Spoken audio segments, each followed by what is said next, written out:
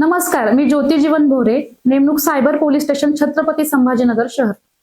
सध्याच्या डिजिटल युगात महिलांविषयक सायबर गुन्हेगारीमध्ये बऱ्याच प्रमाणात वाढ झाली आहे. जसे की फेसबुक, इंस्टाग्राम, स्नॅपचॅट, व्हॉट्सअप इत्यादी सोशल मीडियाद्वारे तुम्हाला अनोळखी किंवा अज्ञात व्यक्ती वारंवार फ्रेंड रिक्वेस्ट पाठवून परेशान करते.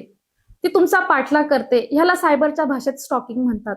तुमच्यासोबत जर असा प्रकार घडत असल्यास तर तुम्हाला काही काळजी घ्यावी लागेल. जसे की अनोळखी येणाऱ्या फ्रेंड रिक्वेस्टला ऍक्सेप्ट करू नका. सोशल मीडियावर कुठलीही लिंक असली तर त्याला क्लिक करू नका. फ्रेंड रिक्वेस्ट ऍक्सेप्ट करताना खात्री करा की ही तुमच्याच ओळखीची परिचयाची व्यक्ती आहे का. ज्यावेळेस तुम्ही त्यांची फ्रेंड रिक्वेस्ट ऍक्सेप्ट करतात, तुम्हाला ते तुमचे पर्सनल फोटो मागतात. तर अशा वेळेस तुमची कुठलीही पर्सनल माहिती त्यांना शेअर करू नका. सोशल मीडियावर तुमचा कॉन्टॅक्ट नंबर, पत्ता अशी माहिती सार्वजनिक करू नका.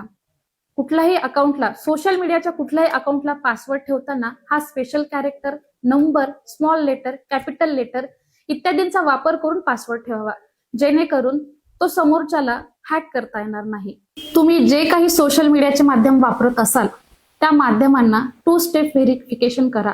त्याची प्रायव्हसी सेटिंग मजबूत करा. कुठलीही पर्सनल माहिती सोशल मीडियावर व्हायरल करू नका.